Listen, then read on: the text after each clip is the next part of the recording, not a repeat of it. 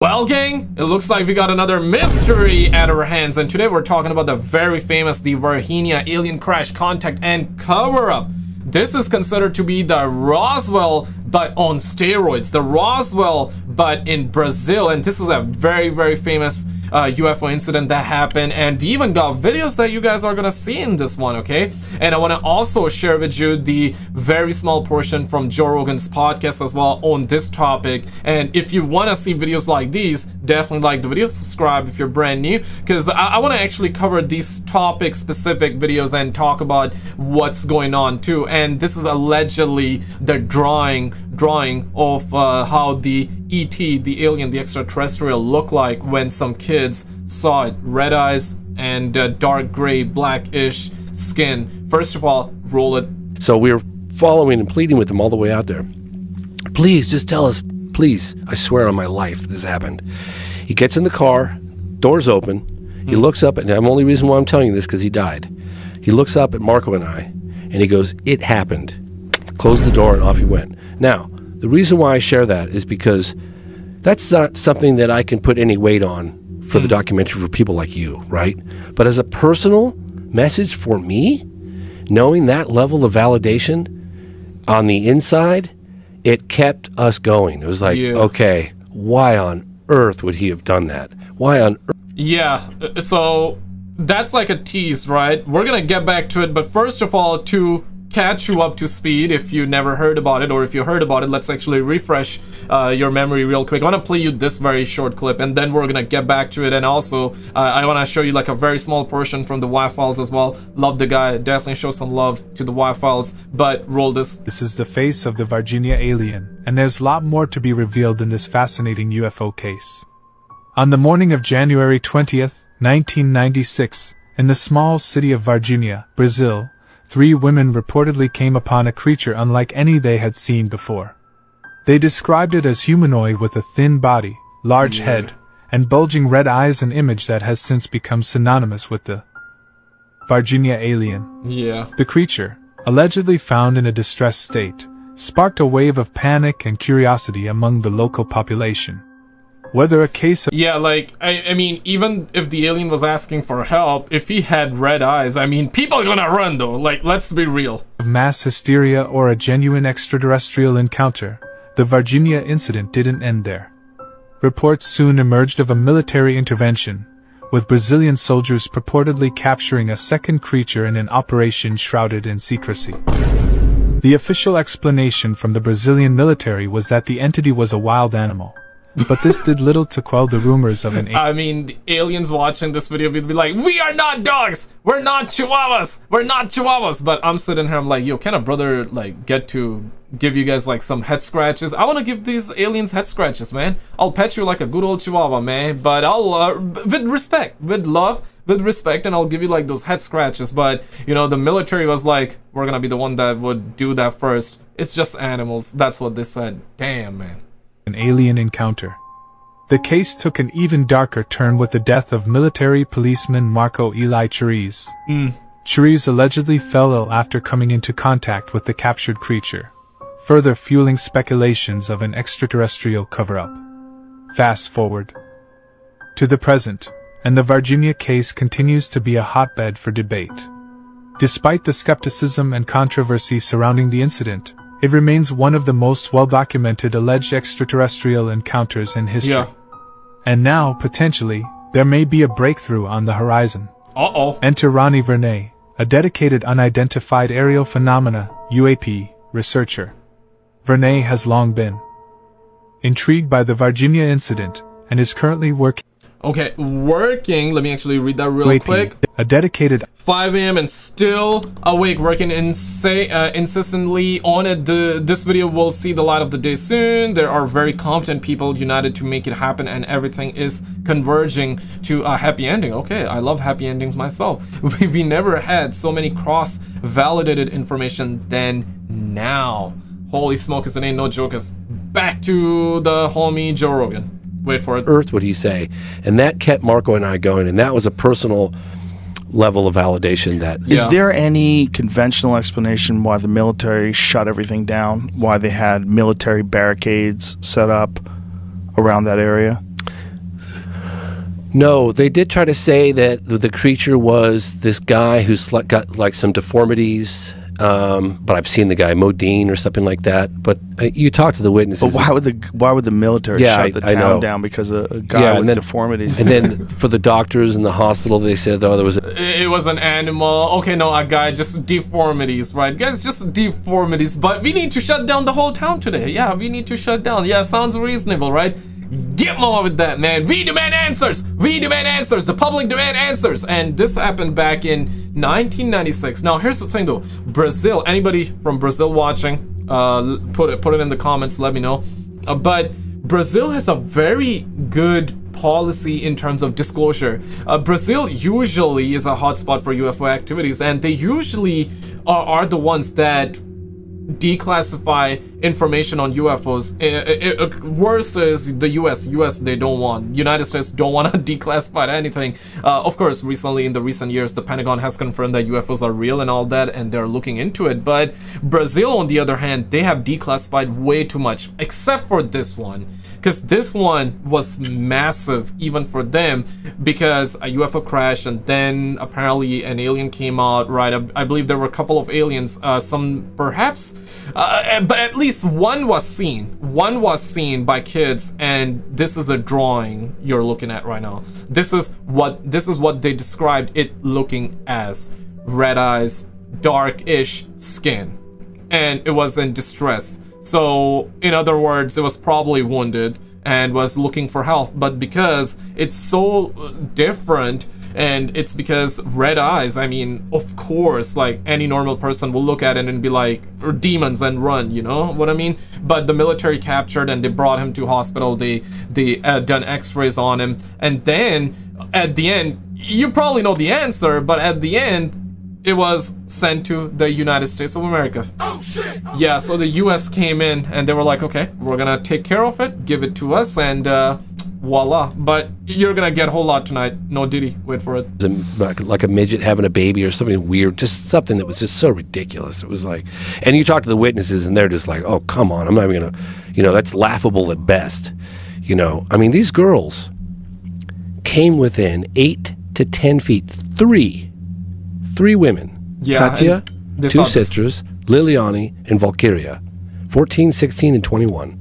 They got within 8 to 10 feet in broad daylight of this creature. And one of the things that doesn't come across in the film, when they saw this thing, they're looking like, what are we looking at here? They're walking through this field, and it's up against a cinder block wall.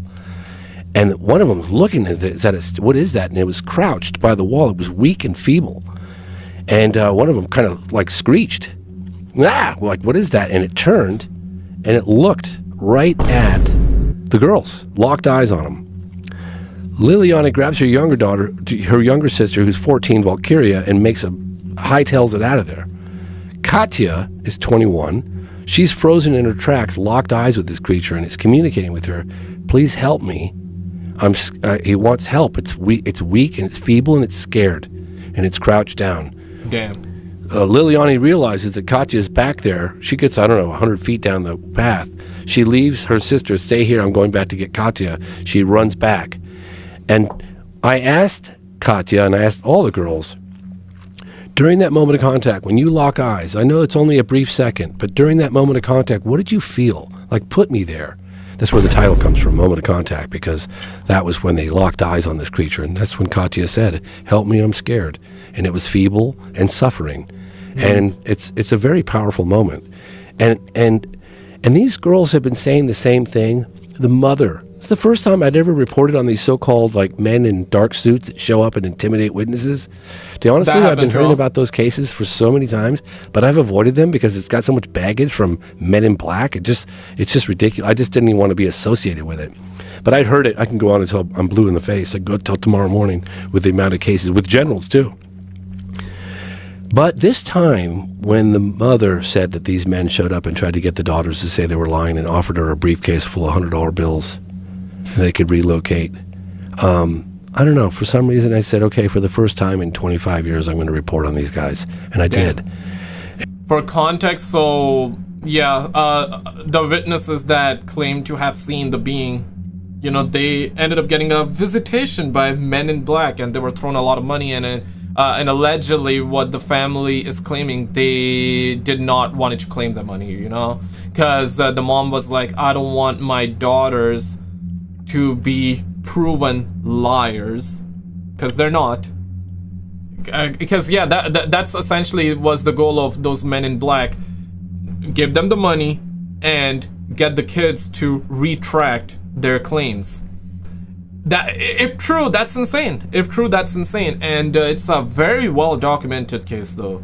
You know, if this story is real, holy smokes, it ain't no joke. It's bigger than the Roswell crash. Because even in the Roswell crash, yeah, that's what we heard, that the craft crash, and then there were like some aliens that died. There was one that survived, and later on, you know, he worked alongside humans in S4 at Area 51. Yeah, Bob Lazar, you know, the same place Bob Lazar worked at. Yeah, so that's a conspiracy, and they came from Zeta Reticuli star system. That's the report on it, which is 39.5 billion.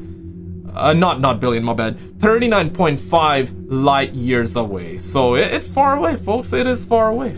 And it's in the movie. You can hear the mother talking about it, and she's so emotional. And the mother came back to the location right after it happened.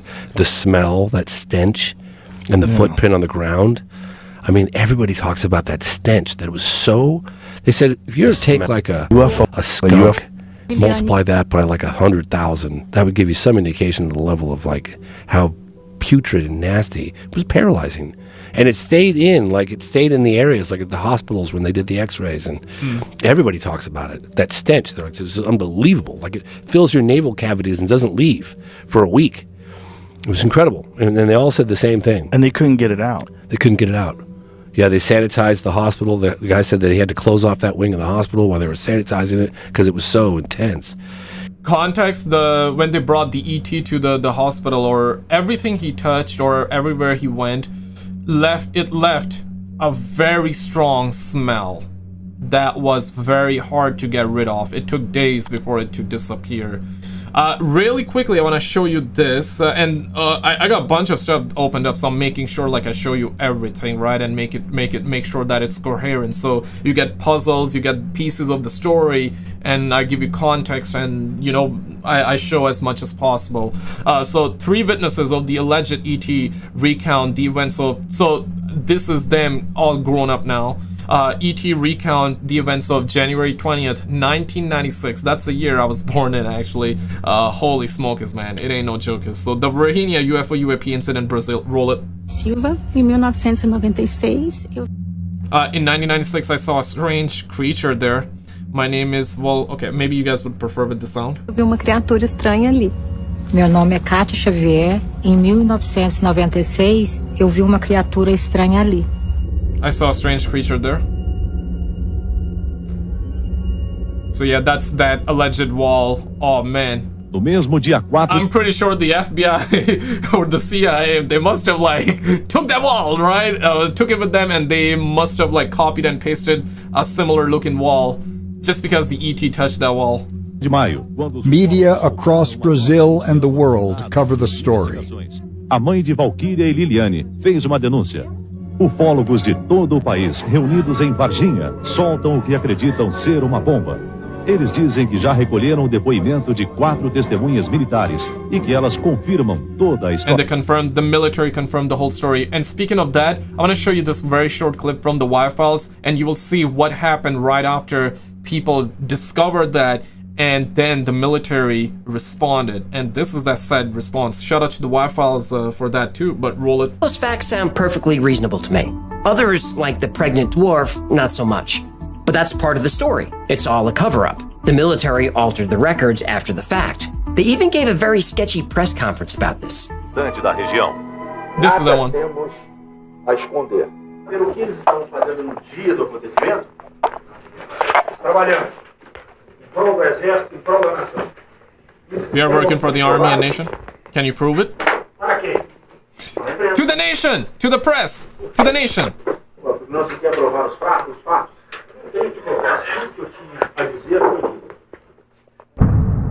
And he said that he's working for the nation. And I want to also show you this little clip here as well, because the Y-Files does a very good job, right? So he covers the story and towards the end he debunks it. And I like that. And I like that because for sure there are parts of it that may not be true, right? But check this. Tell that story enough times, your brain will actually create a false memory to support it. When Katya's mother first told the story about the men trying to bribe her to get her daughters to retract their story, she said they implied there would be a payment. Later, the story included a briefcase full of cash. Now, did she forget this detail early on? Or had she been hearing stories about the men in black for so long that the briefcase found its way into her memory? Side note, the weather conditions make it unlikely that anyone saw an alien footprint in the mud, but who knows, stories vary. Some witnesses gave statements that they later denied. Others denied seeing anything, but then later came forward. And other witness reports don't fit the timeline at all. The couple who first saw the UFO over their farm, they said it happened a week earlier. It's possible they aren't remembering correctly, but if I saw a UFO hovering over my house for an hour, I'd remember every detail about that day. Memories are stored with emotion. The more emotional the event, the more likely you are to recall it. People who lived through the JFK assassination or the 9/11 attack know exactly where they were when they heard the news. People vividly remember the days their children are born and vividly remember when their parents died. Emotions create memories. Now, that is so true, though. That is so true. But I guess, like, but with time, because I have some memories too where I remember where I was, and I remember the days, but still I could like misplace the set date. Like, for example, if I think something happened on the 1st of January, I might accidentally be like, okay, no, it happened on the 2nd of January or 3rd of January, you know, like stuff like that. But of course, the bigger the event, the more emotional it is, the more what's this called, you're certain about the details. You're a lot more you know what I mean? So he has a point on that one, but I wouldn't rule out just because of that the story is fake. But of course he's covering it. He's covering everything as possible, which I appreciate. So and this is a said soldier that came in contact and that actually took the ET, and I believe he passed away. So now about Marco Cherez, the young officer who died after touching the alien. Oh yeah, that he's the one. He's the one. So you know, we started the story off with Marco, right? And then I showed you like the clip. So yeah, that's that soldier Marco. I know, man. Oh, shit. Crazy. Now all of a sudden it's like you're connecting dots and you're like, yo, Marco, who Marco? This was Marco. The soldier that came very close. In fact, he came so close that he even touched that sucker, man, that alien twat. And then he, I guess because of radiation or some other like bacteria, because yeah, of course, like their bacteria they would probably bring some sort of diseases with them, right, that we're not familiar with, that our nervous system is not used to. So yeah, it's bound to happen. Said that he was perfectly healthy and suddenly became ill. That's not true. He had a cyst on his arm that became infected. The cyst was documented well before any of this happened. Marco wasn't connected to the UFO story until much later, and his sister was the first person to bring it up. Now, she says it happened and that's that. But her earlier story said it was possible he was involved, though she didn't know for sure. The Brazilian military released a report of these events that was over 1,000 pages long. According to the report, Marco wasn't even working that night. The report also says all the military vehicles in the area were part of a training exercise, as the base was a training base. The military convoys were just vehicles all going in for scheduled maintenance at the same time, which they do. After all, the base is just a few miles away. The hospital wing was closed, but that was because they had to make it sterile enough for new cardiac equipment that was being delivered. By the way, that equipment... Context of the story is that they shut down the hospital because they brought in the ET for X-ray, but apparently they're saying that, nah, it was for equipment. Check this. Because they had to make it sterile enough for new cardiac equipment that was being delivered. By the way, that equipment was delivered in stainless steel boxes by the military. The body bag was a recently exhumed cadaver that was part of a police investigation. What people thought were aliens at the hospital were actually a dwarf couple there to have a baby, and they were helped in by a soldier. Now, some of those facts sound perfectly reasonable to me. Others, like the pregnant dwarf, not so much. But that's part of the story. Yeah. So I wanted to cover the debunking part too, you know what I'm saying? Because it's important. But let's continue this. Wait for it. You know, so How long did it last for? I heard days and weeks is what I heard from people, and even the mother said when she went to where the creature was, she said that the stench even there after the creature was gone got in her nasal cavities, and she tried to flush it out with water and saline or whatever, and she just couldn't get it out of her nasal cavities. Really crazy, but they all did. I mean, everybody talked about that stench. You know, I mean, the military officer, the guy that drove the creature around, I was sitting across from him. You can't see his face, but I did. And I'm looking this guy in the eyes. I'm thinking, I could be looking at a guy that drove a fucking alien around. You have no idea, dude. You have no idea. How did he describe it? So fucking intense. When I came back from that trip, people were like, how was your trip to Brazil? What was it like, man? They got great, smoothies and coffee, and I'm just like, you guys have no idea. I think an alien spaceship crashed, and they recovered live aliens, and we made contact, and the Americans came in. That's what I'm thinking about. So I told a couple people. On the last trip I came back, I was just like, I was so rocked. I couldn't reintegrate back into the culture. I was just like, fuck, I think this happened. Damn. It's the biggest story ever. So people were asking me, even my neighbor who runs he runs that Make-A-Wish Foundation. He was like, James, he goes, bro, I like you a lot and I got a lot of respect for you, but you lost me on this one. And I was like, I don't blame you, bro. I really don't. But listen to the witnesses. Just, that's all I say. Just that's the thing. Witnesses, there's so many witnesses to this that makes the story feel very credible. But then there's the other part that, of course, we covered, right? That is like the other side of the story. The military's like, nah, bro, it was not. It was just a dwarf family, right? It was just a dwarf mother that they brought in because she was given birth. And there was no alien. The soldier that died was because of the cyst, not because of touching or being in close proximity of the alien. It is very, very suspect. Let me know your thoughts, and guys, check out this video on the screen because apparently they ended up seeing a massive UFO mothership at an airport. You want to see the footage? We actually got it on camera, and there's plenty of other footage too. Check out this video on the screen. If you already seen it, then check out the video on the left.